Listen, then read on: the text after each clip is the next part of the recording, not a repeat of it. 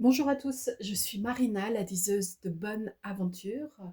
Donc c'est sonder un peu notre futur, comprendre notre passé et intégrer tout cela dans notre présent. Et la diseuse de bonnes aventures, là c'est mon côté thérapie par le mot, par l'énergie du mot, qui se met en marche pour comprendre, analyser, transformer nos espaces d'expression.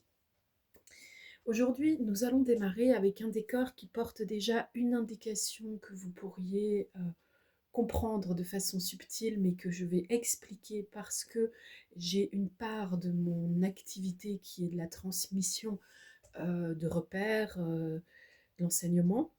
Ici, vous avez plusieurs objets. Si vous les comptez et que vous les regardez d'une certaine façon, vous allez avoir un point, 2 points, 3 points, 4 points, 5 points, 6 points, 7 points. Ok, 7 points, 7 chakras principaux.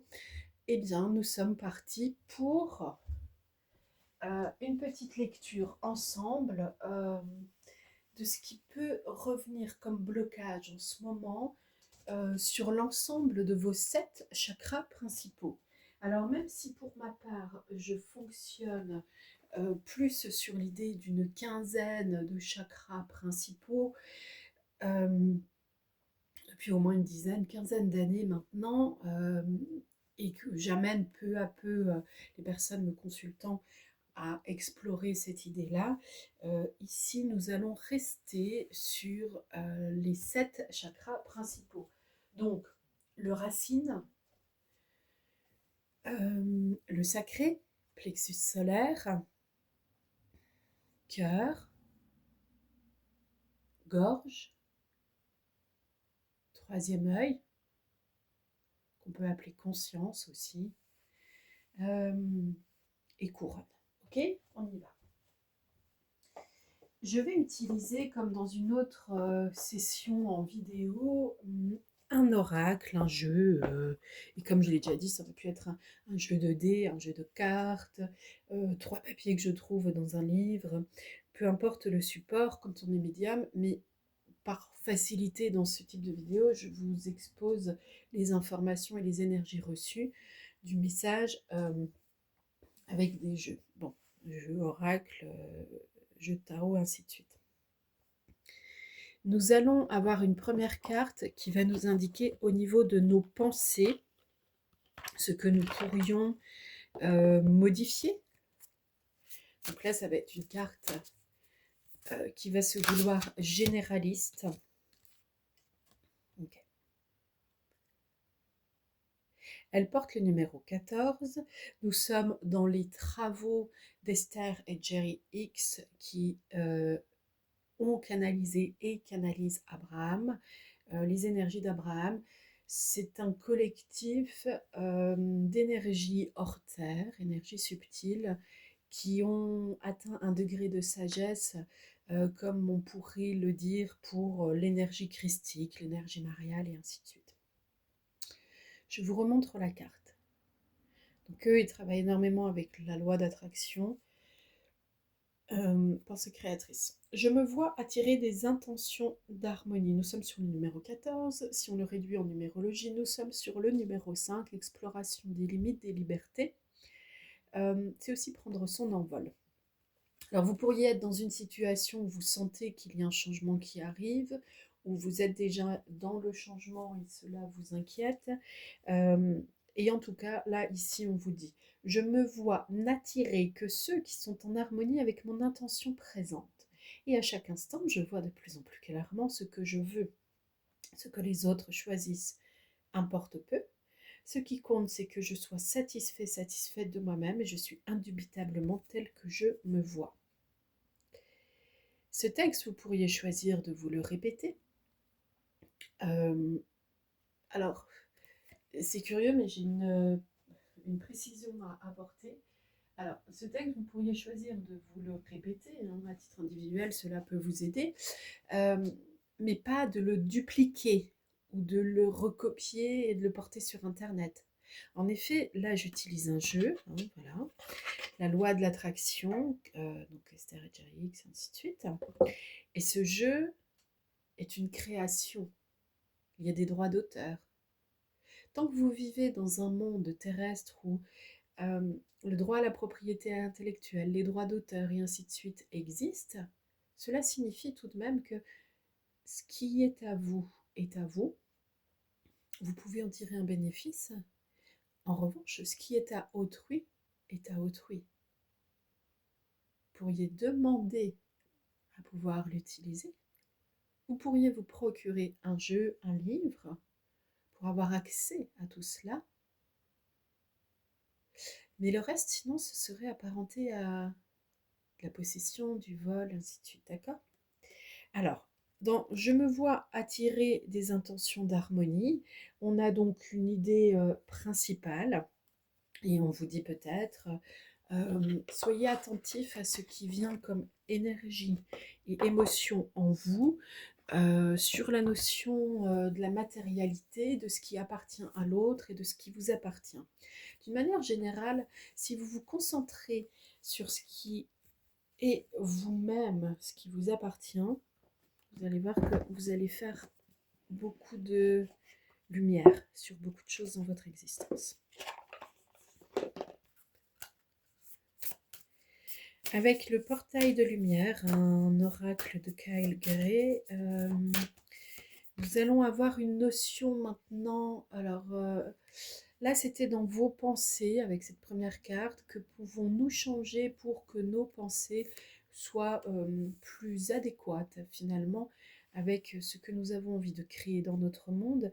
Ici, avec le portail de lumière, c'est dans quelle énergie générale, quel vortex général pourrais-je me trouver pour être au mieux avec moi-même?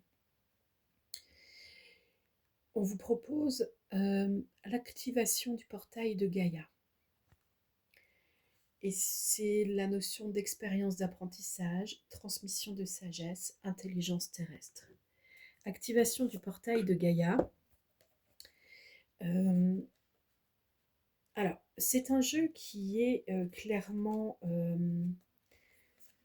positionné sur l'idée de l'être multidimensionnel, non pas uniquement saint Thomas d'Aquin terrestre, je ne vois que ce que je crois, qui nous amène forcément à je ne crois que ce que je vois, alors que nous avons des sens bien plus diffus que la simple vision par nos yeux.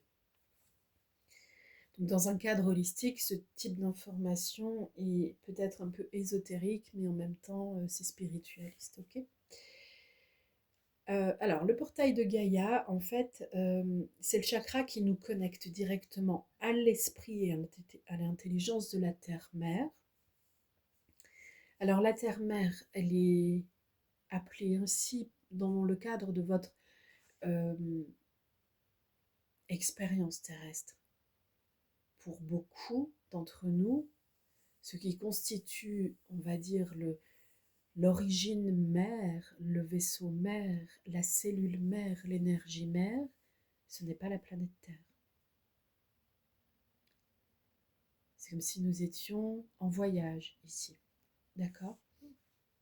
Donc il y a un début, une fin qui sont marqués par des sas de protection et de transformation particuliers qui s'appellent naissance et mort, décès, qui sont des phases rituelles pouvant être facilitées.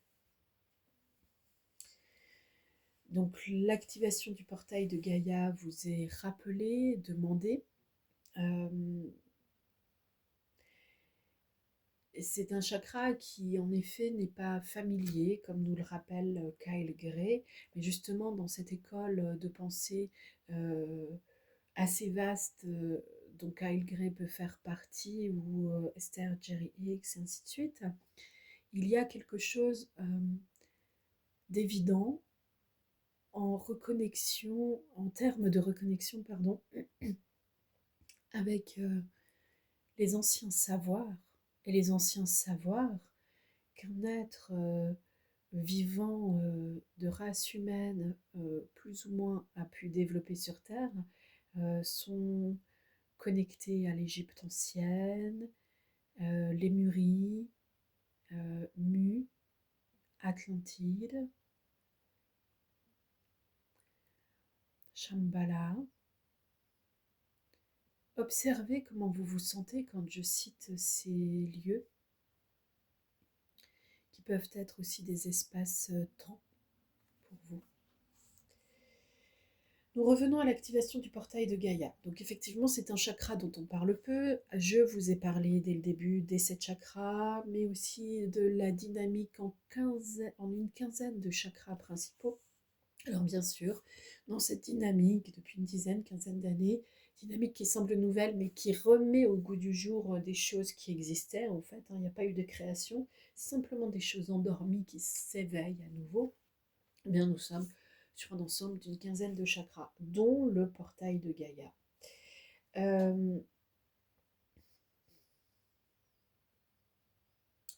Alors, il se trouve en fait ce chakra, on va dire, sous nos pieds, plus bas que l'étoile terrestre, dans l'école de Kyle Guerret. Et quand nous nous y connectons, il vaut mieux l'imaginer au centre de la Terre. Alors après, ça c'est à vous de voir. Vous allez tomber forcément sur l'école d'une personne, la transmission d'un savoir d'une personne. Mais connaissez-vous toute l'histoire de cette personne? Peut-être pas.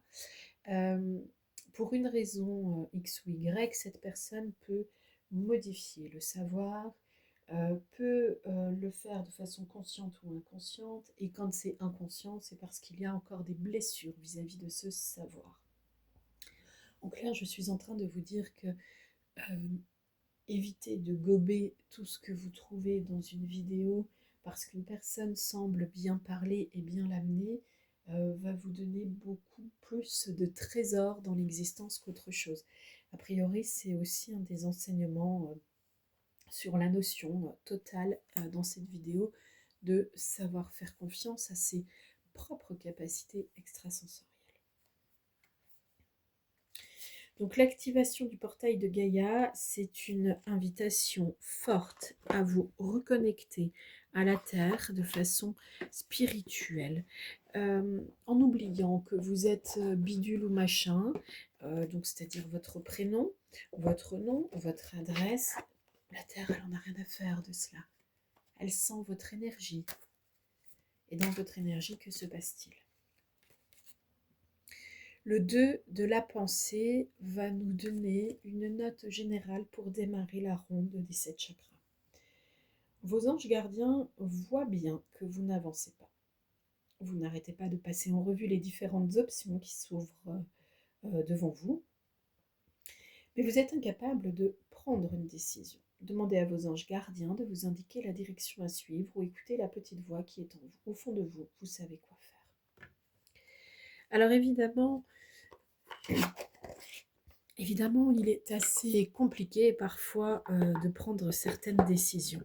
Il y en a qui demandent un peu plus d'informations, d'autres un peu moins, et ainsi de suite. Ça, nous y sommes tous confrontés, je veux dire, c'est le sel peut-être un peu de notre existence terrestre. Quand vous faites un achat dont vous savez que vous avez par exemple une fois la capacité d'acheter cet objet, ce lieu, ainsi de suite, vous réfléchissez peut-être un peu plus que si vous aviez 12 fois la capacité de l'acheter en une semaine. C'est à vous de poser des repères dans votre existence en vous sentant malgré tout absolument fourni en tout, dans l'abondance. Quand on n'arrive pas à décider entre plusieurs options, c'est que de toute façon, on ne se connecte pas à ce qui vibre en nous, parce que je vous assure que la réponse, on l'a déjà eue. Mais on a caché tout cela sous des peurs, et ainsi de suite. Okay. Alors, allez, on y va. Ici, on est dans le premier chakra, ce qui peut émettre des blocages, des cristallisations complexes dans votre premier chakra. Alors, on a une carte qui s'appelle la louve protectrice et qui porte le numéro 9. Donc, c'est fin de cycle. Animal totem, monde animal, la notion de protection, d'accord. Les guides spirituels, anges, animaux totems, dieux et déesses ou encore défunts. Nombreux sont les esprits des mondes qui vous entourent actuellement pour vous aider à avancer en confiance sur votre chemin d'âme incarné. Cette protection est acquise pour l'éternité. Une personne ou un animal peut aussi vous accompagner actuellement pour mieux vous encourager. Donc sur votre premier chakra, on vous rappelle de façon claire et nette qu'il y a une protection 7 jours sur 7, H24. Sans la moindre des hésitations, ces êtres-là vous protègent. Ça fait partie du pacte pour que votre présence soit admissible sur Terre. Ok ? Être protégé par ce type de présence subtile ne signifie pas que vous avez le droit de tout réaliser. Il y a des règles, toujours dans le respect du vivant. Toujours dans le respect du vivant et dans le respect de soi, de la joie, de l'amélioration de vie, et ainsi de suite. Ce qui peut bloquer dans votre... Alors là, on est plutôt dans quelque chose qui favorise votre premier chakra, mais ce qui peut le bloquer, on a eu un lot de 3 cartes qui est tombé. Eh oui, tombé. Il y a la notion de fidélité et loyauté. Dans vos loyautés familiales inconscientes, où en êtes-vous? Est-ce que vous ne seriez pas en train de revenir en arrière, de tout donner à un arbre généalogique qui n'a qu'une envie, s'assouvir de votre propre sang? Donc révisez vos fidélités, vos loyautés. On peut être fidèle à un concept qui est dépassé. Acceptez votre émotionnel. Eh oui. Prenez conscience en fait de la beauté de votre champ émotionnel. Et ensuite, on vous parle des sagesses et de l'évolution. Alors, effectivement, là, c'est un tirage, on va dire, où on est extrêmement connecté quand même à l'ensemble des sagesses anciennes. Je crois qu'ici, on vous dit encore d'explorer au-delà, par exemple, des 7 chakras. Vous pourriez être dans une zone de confort individuelle, spirituelle, qui vous parle de 7 chakras, et puis cela vous bloque. Allons dans le deuxième chakra. Donc, le sacré. Numéro 18, 9, donc, encore, fin de cycle, face à mon adversaire. Alors, ici, nous sommes dans un jeu qui s'appelle l'âme au creux du cœur. Alors, face à mon adversaire, c'est une carte, en fait, qui vous rappelle que les autres sont en miroir avec vous et qu'ils sont des messagers. Alors, on va le faire de façon simple. Si dans votre chakra sacré, nous avons ce message, c'est que, premièrement, dans le relationnel intime, sentimental, vous avez peut-être, hélas, l'habitude d'être avec des gens qui vous amènent à les critiquer ensuite, quand la relation est finie.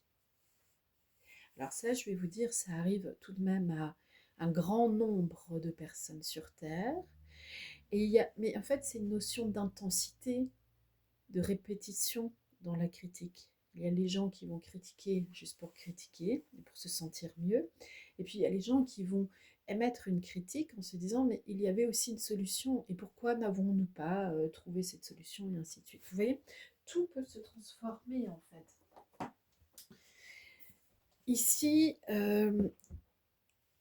plongez votre conscience dans votre chakra sacré, observez les difficultés relationnelles que vous avez avec autrui et demandez à voir à quel point vous êtes en miroir. Ça peut être par exemple, je cours après des personnes qui ne s'engagent pas parce que finalement moi-même, inconsciemment, je n'avais pas envie tellement de m'engager. Mais je ne le disais pas. Je ne le voyais pas. Comprenez-vous? Troisième chakra, plexus solaire. Nous y allons avec l'oracle G.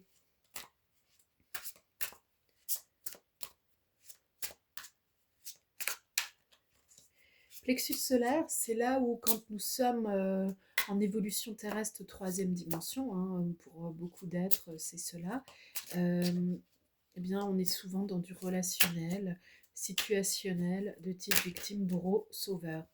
Il nous arrive quelque chose, ah, mais pourquoi cela n'arrive qu'à moi?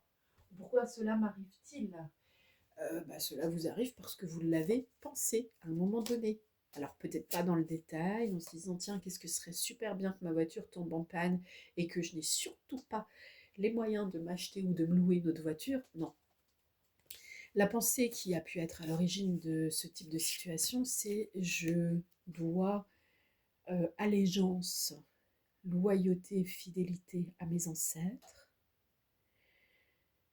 Je suis en résonance avec mon gisant dans mon arbre généalogique, la personne qui est morte peu longtemps avant ma propre naissance physique. J'absorbe une partie de ces difficultés non réglées afin de le soulager dans son exploration non terrestre, en tant que défunt donc. Et dans ce cadre-là, je me fais fort, je me fais forte de porter le fardeau. Et alors là, bim, on redescend sur terre. Dans le fardeau, ouvrons le sac s'il vous plaît, que trouvons-nous? Eh bien les difficultés non réglées de la personne, le gisant. Enfin, le gisant, c'est vous, c'est le vivant, et finalement parce que le gisant, c'est celui normalement, hein, si on va dans l'étymologie, voilà, je vais vous le proposer comme ça. Si on va dans l'étymologie du mot, la racine du mot, sa signification première, le gisant, eh bien, c'est celui qui est en train d'être enterré, d'accord? Donc mort. En réalité, quand vous acceptez ce concept d'avoir un gisant, c'est que vous devenez vous-même le gisant également, puisque vous l'intégrez en vous. Bon, bref, vous êtes en train de dire ciao, bye bye à une partie de votre vie. D'accord. Donc, chakra, plexus solaire, relation aux autres. On y va avec l'oracle G.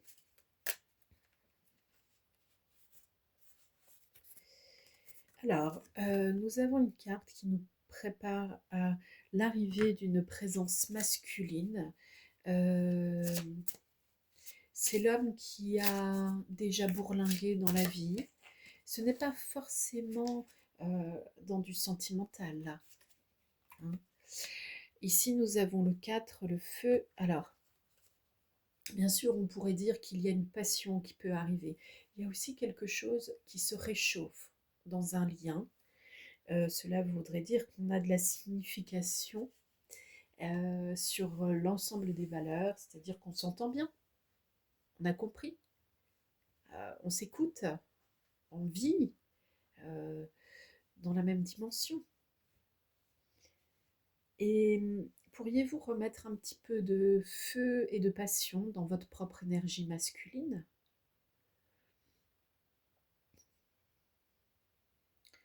Comment êtes-vous en relation en général avec les hommes, les énergies masculines dans le monde terrestre?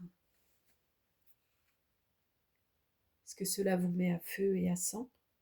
Pourriez-vous écouter un peu plus vos pensées qui, pour certaines, vont être limitantes? Pourriez-vous accepter que peut-être vous n'avez pas raison? Dans le chakra du cœur, à présent, nous y allons avec un jeu qui parle de karma. Et pour ma part, je ne suis pas une fanat des histoires de karma parce que simplement, il peut y avoir beaucoup d'illusions, beaucoup de cinéastes dans ces histoires de karma, dans le sens où on se fait son petit film, et puis le fond de la réalité, c'est j'ai de la difficulté à me trouver bien dans ma vie sur Terre, alors trouvons une échappatoire. Bon, voilà, pour beaucoup c'est cela. Cependant, ici, nous y allons avec componction, sagesse et calme. Nous avons une carte qui nous arrive, étincelle divine de l'eau. On nous dit qu'en amour, tout est possible. On vous demande que vous dit votre sixième sens. Et là, on est dans le chakra de la gorge. Et on vous propose d'entrer en vous-même. Dans le chakra de la gorge, dans la notion du passé qui est à dépasser, acceptez-vous votre sixième sens, votre intuition. Acceptez-vous que la présence masculine, par exemple, d'un grand-père dans votre existence soit intelligente, pas utile, pas difficile, je ne sais quoi, mais intelligente. Là, c'est ce que vous devez élaborer comme développement individuel pour se sentir mieux dans sa propre existence au niveau de votre chakra de la gorge. Connectez-vous à l'eau. Prenez une douche. Faites un lavage énergétique. Parlez avec votre corps d'eau, qui est une enveloppe énergétique particulière.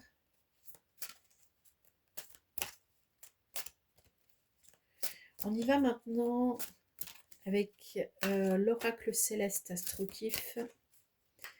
Et où allons-nous? Sixième chakra, troisième œil. Nous avons une carte qui s'appelle Chronos, le temps. On nous parle d'un événement proche ou d'un événement lointain. Alors, la carte est sortie en fait à l'envers, événement lointain.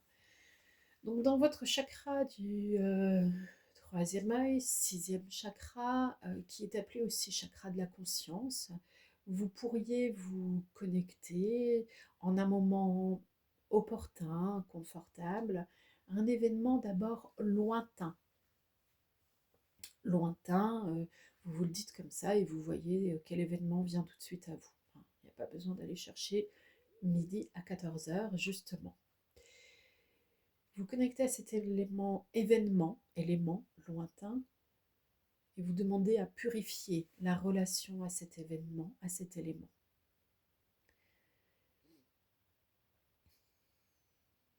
Purification, transformation demandée pour être en mieux-être, en bien-être. C'est à vous de choisir. Dans votre chakra du troisième œil, il y a des cristallisations, donc c'est-à-dire des blocages qui se produisent dans votre relation à la notion du temps. Ai-je le temps de faire ce que j'ai à faire? Ai-je le temps d'être ce que je devrais être? Ai-je le temps d'aller chercher les enfants à l'école et de repartir au travail le midi? Ai-je le temps de lancer la lessive puis de l'étendre avant d'aller faire les courses? Ai-je le temps d'aller à la messe et de prier pour mes défunts? Ai-je le temps de... C'est à vous de choisir ce que vous mettez, mais dans votre existence, forcément, vous vous posez des questions sur la notion du temps, comment cela s'organise, comment cela se compresse, comment cela se vit, et comment on pourrait demander un surplus de temps. On n'a pas de surplus de temps. Si cela est relié, cette dernière question, à la disparition d'un être cher, celui ou celle qui meurt à la terre est celui qui devait s'en aller. C'était le moment. Nous avons tous plusieurs moments possibles où tout va s'arrêter sur Terre et nous reprenons notre enveloppe légère à partir du corps astral, en laissant corps physique, corps éthérique sur Terre, qui n'était qu'une une étoffe d'apparat pour être cet avatar terrestre.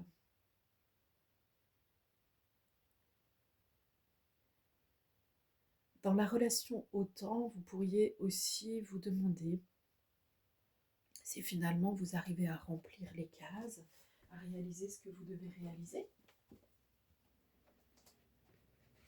On vous dit oui.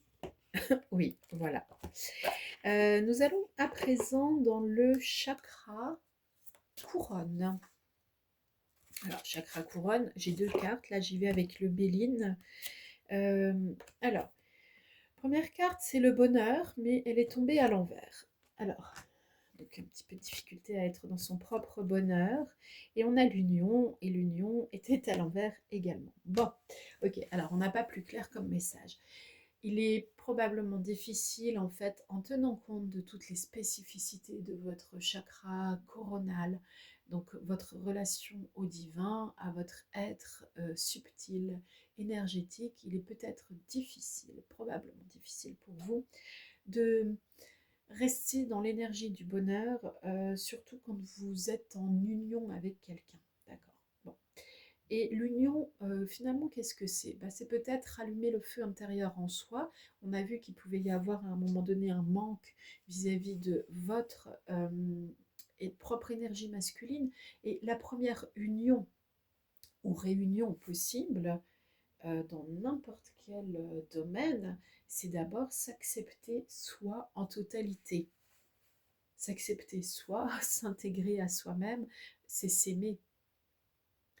Alors, est-ce qu'on va s'aimer soi-même à chaque seconde de notre existence à partir du moment où on a découvert que l'on pouvait le faire?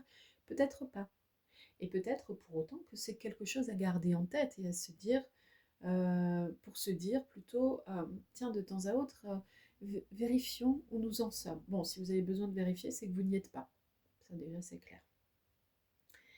Quand vous êtes dans cette énergie d'union à vous-même, c'est que vous êtes dans une énergie de bonheur. Et si c'est le bonheur, c'est parce que vous êtes dans l'énergie de l'amour. L'énergie de l'amour, ce n'est pas ces espèces de relations dont on nous vante et complimente les existences par des livres, des comédies romantiques et ainsi de suite. Non. Euh, L'énergie de l'amour, elle est avec l'énergie de la complétude. L'énergie de la complétude, c'est une énergie douce, pulsatile, chaude, claire, très perceptible quand elle est là. Il n'y a pas de doute.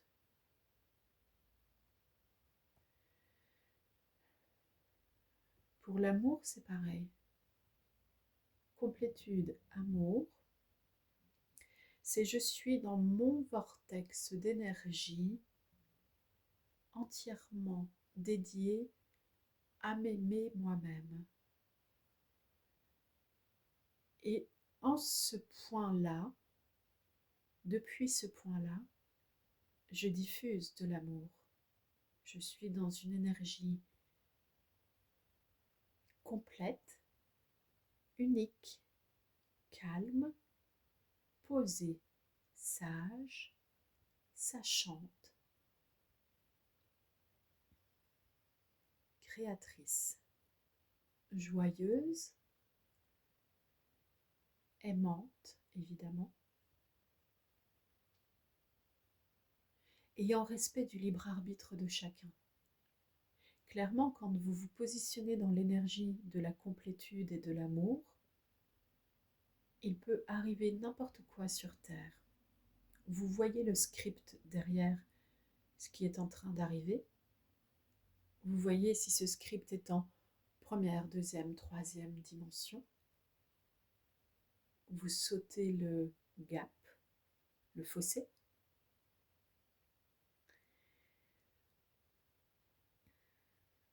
Et vous restez dans vos cinquièmes, etc. dimensions.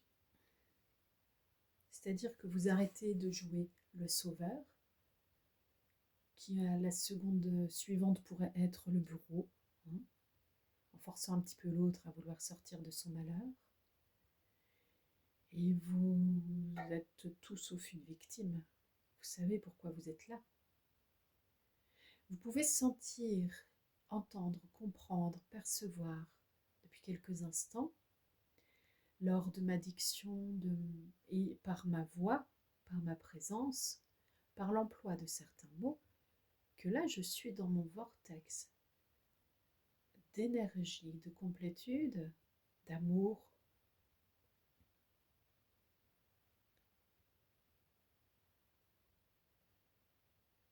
À ce moment-là, je n'ai aucune question sur le temps qui passe. Je suis dans l'ici et maintenant pour de vrai. Je ne fais pas semblant. Le temps qui passe, je ne sais pas, cela ne veut rien dire.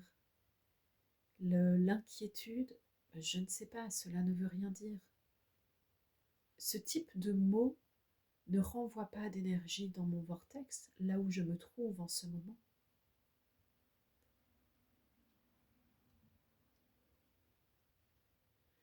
Je peux choisir d'agrémenter ce vortex d'une énergie douce, rose pâle, pour régénérer l'ensemble de mes énergies. À chaque fois que je sors de mon vortex d'énergie d'amour, je suis en effet en train de grignoter petit à petit dans mes réserves énergétiques.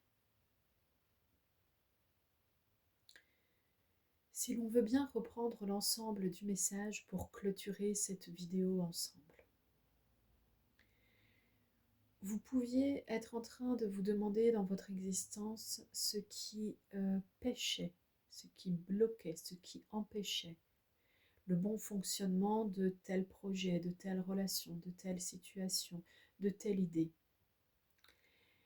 En explorant pôle par pôle dans l'ensemble des 7 chakras principaux, et donc en explorant aussi l'énergie créative, créatrice, et celle qui est bloquée dans l'ensemble de vos 7 corps énergétiques principaux,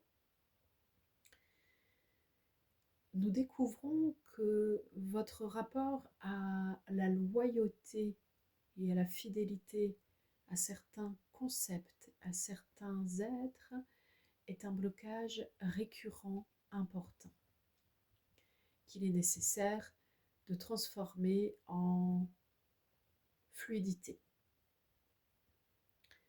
ainsi que le rapport à votre propre masculinité, votre propre énergie masculine, peut-être plus subtile, et puis finalement, votre rapport à l'énergie masculine en ce monde terrestre et ce qu'elle manifeste.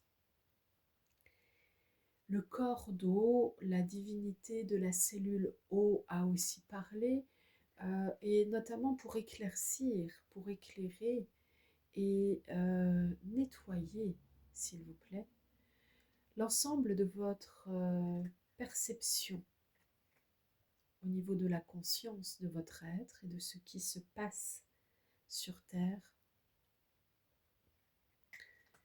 Il y a une connexion à l'eau qui est favorable pour dynamiser l'espace de votre troisième œil.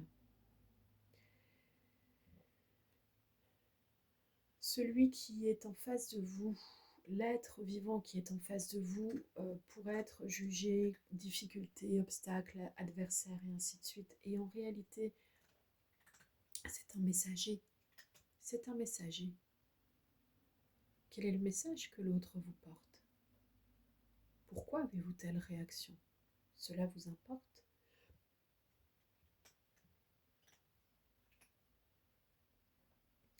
On vous rappelle que les sagesses antérieures à la vôtre existent. Elles existent toujours, toujours. Vous les portez probablement en mémoire, d'ailleurs, dans votre cœur. Après une telle vidéo, vous pourriez observer plus de synchronicité. Et il est bon aussi, puisqu'il y a une part de prise de conscience et de nettoyage énergétique, il est bon également de boire beaucoup plus d'eau que d'habitude pendant 2 à 3 jours, sans vous inonder non plus la zone pulmonaire, s'il vous plaît. Et restez bien hydraté, observez votre rapport à l'eau et observez ceux qui ne veulent jamais boire d'eau. Ceux-là sont des messagers qui vous disent attention. Ok ? Je vous dis à bientôt. Au revoir.